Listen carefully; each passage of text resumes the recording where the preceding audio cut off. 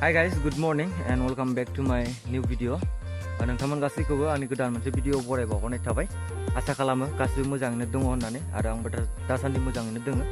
So guys, दा फुङावनो माने कलेज ओंखारलायबाय। माने जोंनिया कलेजावहाय जोंनि सेरफांगुरि जनता कलेजआ 50 इयार्स जानो थांगासिनो दं दिनैनि दिनावहाय। दा बेनिनो सेलेब्रेट दोङो। माने बेयाव आङो थांगोन आरो आङो जाखिनि हायो नोंथांमोननो आङो खिथानो नाजागोन। थ' नोंथांमोना भिडिअखौ जोबजासिमहालागै नायलां आरो मैयानि ब्लगखौ जायफ्रा नायाखै नायबानो जाबाय। लिंकआव डिसक्रिपसनाव आं लिंक दोनदों। थ' नोंथांमोना थांनानै नायबानो जाबाय। दिनै आङो आंनि ब्लगखौ नैबे लामानिफ्राय स्टार्ट खालामबाय। माने आङो न'निफ्राय स्टार्ट खालामाखै। दा आङो थांबाय थानोसै। माने टाइमा बहुत माबा जाबाय, लेट जाबाय आङो। माने आङो 6टायावनो सहैनांगौमोन। 6टायाव टाइम होनाय बायदिबा 6टायाव सहैनांगौमोन जिखुनु जोङो स्टुडेन्टआ। माने दाथ' 9 जाहैसिगोन जोङो थाङै थुङै बास नेनानै मानानै। दा नायलांबाय थादो, आं जाखिनि हायो नोंथांमोननो देखायलांनो नाजानोसै। थ' भिडिअखौ जोबजासिम लागि नायलां। स' गाइस फाइनालि दा सफैबाय। दा प्रग्राम जायगायाव सफैखाबाय जोङो डाइरेक्टहाय। दा नै आंनि बेकग्राउन्डआव नायनो हागोन नोंथांमोना, बेनो जाबाय प्रग्राम लकेसना। माने इयावहाय दिनै बिटिआरनि CM ना मा होनो बे फैगोन जोंना प्रमद बर' सारा दा फैगासिनो दं होननाय खोनादों। दा नोंथांमोना देखायलांनो नाजागोन। थ' नोंथांमोना नायलांबाय थाबानो जाबाय। नैबे नोंथांमोना नायनो हागोन बेवहाय सेल्फि जन आरोखि। सिख्लाफ्राबो लानो हागोन, सेंग्राफ्राबो लानो हागोन बेवहाय। थारमाने जोंना फट' लानो दावराव जागासिनो दं। बाव मोनसे, नैबाव मोनसे, बैयाव मोनसे। दा सिख्लाफोरखौ नायनो बालायसिगोन आरोखि बाव। फट'ल' बे हिन्जाव सुरिथां मालथां। जेरावबो बिबारफोरल' नुयोलै मायैबो बिबारफोरल'। आंनि जाना लाग्रोनि बेखौ ब्रेकफास्ट।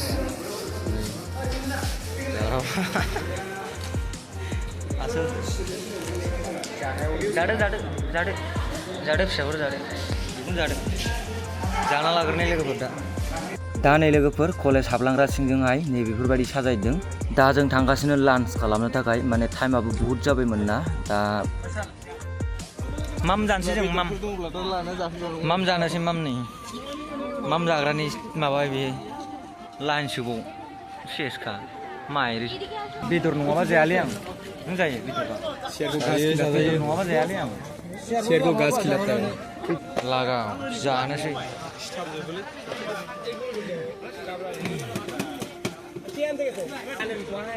मारै जाखो?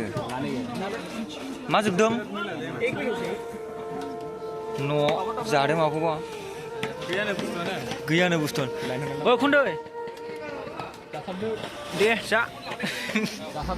जासाबदो दे। गाज्रि दा मोनसे दे।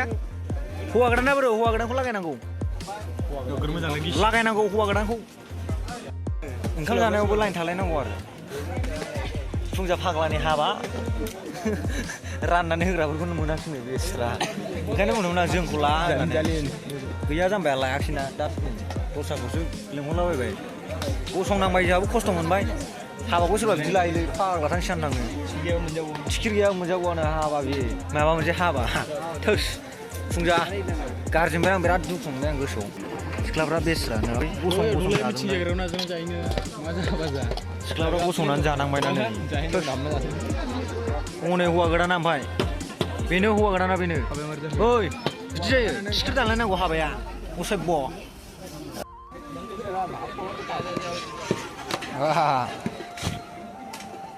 बिदि लानांगौ नामा? थैखागोनलै माइरि।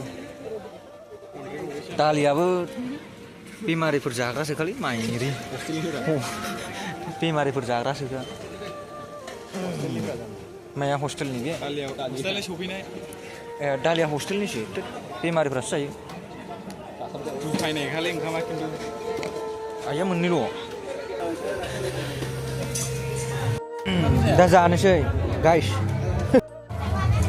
जानोसै गाइस।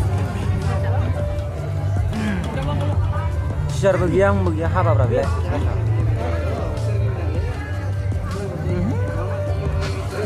थाव गैथावालै। स' गाइस जोंना दा आलासिया आरायथा जाबाय। दासो फैबाय। माने जों बेखौनो रिसिभ खालामनो थांसै दा। बरायनो आरोखि बेखायनोसो नोंथांमोना नायदो जोंनि सेम प्रमद बर' सारखौ एसे नायना लादो दा नै लोगोफोर जोंनिया बिटिआरनि सिएम जोंनिनो प्रमद सार बिथांखौ बरायनो थाखाय बयबो बेयावहाय ज' जाबाय दा नायलांबाय था नोंथांमोना दा नै जोंनिया सफैबाय सारा माने बेयावहाय एनसिसिनि माखासे माने डेम' देखायनानै बिथांखौ बरायसिगोन आरोखि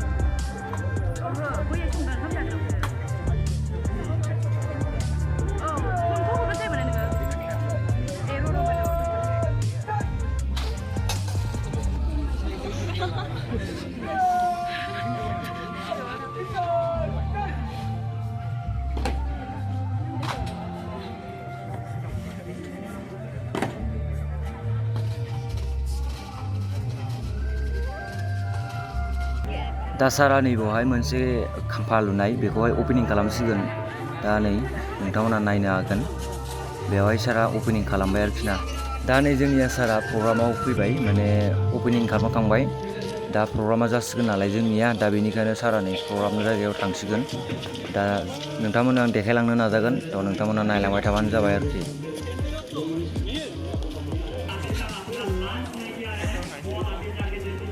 दा लोगोफोर नै जोंना प्रग्रामा स्टार्ट जासिगोनानो सारा माने प्रग्रामाव गाखोफैबाय माने स्टेजाव दा दसे उनाव जासिगोनानो प्रग्रामा जोंनिया जाखिनि देखायनो हायो नोंथांमोननो आं खिथालांगोन मानोना भिडिअ'आ बांद्राय गोलाव जायोबा आं माने खिथानो हानाय नङा नोंथांमोननो माने नोंथांमोनाबो नायनो एसे इन्टारेस्ट मोननाय नङा बेनिखायनो बारा गोलाव खालामा आङो Our registered sir, Dr.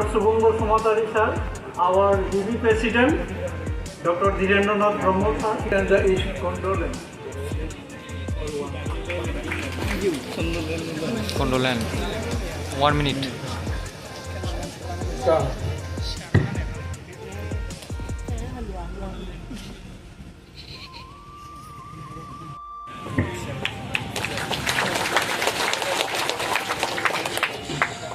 May I request our students and staff to felicitate Asha with an urni and a memento.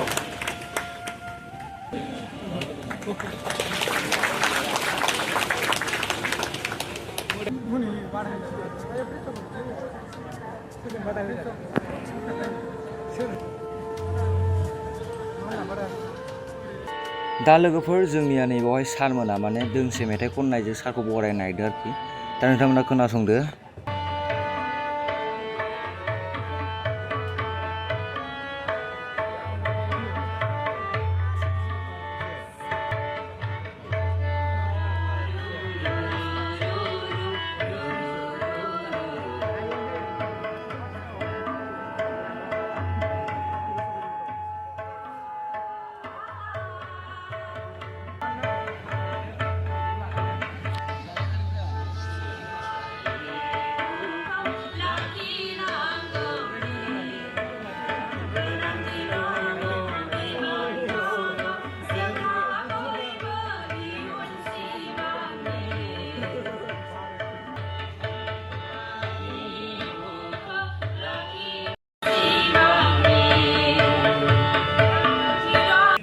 दा जोंनिया नै सारा स्पेस होसिगोन थारमाने आंनिया मबाइला चार्जआनो जोबना होबायलै एसेल'सै दा खेबथायनो हागोन ना हाला जेबो मिथिला दा नायलांबाय था नोंथांमोना जिखिनि हायो खिथालांगोन आं नोंथांमोननो Janata कलेजर गोल्डन जुबली इनागुरेल फांशनर আমাৰ এই মুকলি সভা ইয়াত সভাপতিত্ব কৰা আমাৰ বড়ো সাহিত্য সভাৰ বৰ্তমানৰ সভাপতি ধীৰেন্দ্ৰনাথ ব্ৰহ্ম ডাঙৰীয়া প্ৰেসিডেন্ট জিবি জনতা কলেজ ডক্টৰ আদাৰাম বসুমতাৰী ডাঙৰীয়া প্ৰিন্সিপাল কোকৰাঝাৰ গাৰ্ল কলেজ আৰু উপস্থিত আমাৰ প্ৰণয় কুমাৰ ব্ৰহ্ম ডাঙৰীয়া ex principal Ramphalbil higher secondary school আমাৰ এই মহাবিদ্যালয়ৰ অধ্যাপকসকল আৰু লগতে মৰমৰ ছাত্ৰ ছাত্ৰীসকল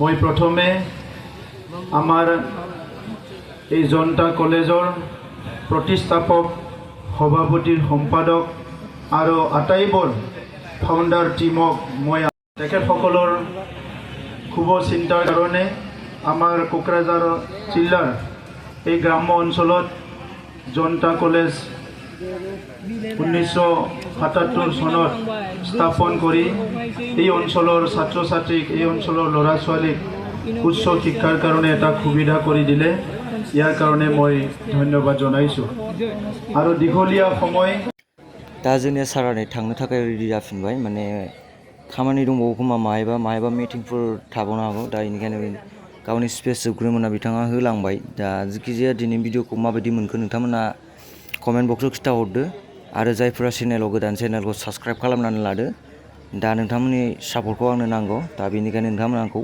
सापर्ट होलांबाय थाबानो जाबाय दिनै भिडिअखौ आं बेखिनियावनो दोननोसै गाइस बाय बाय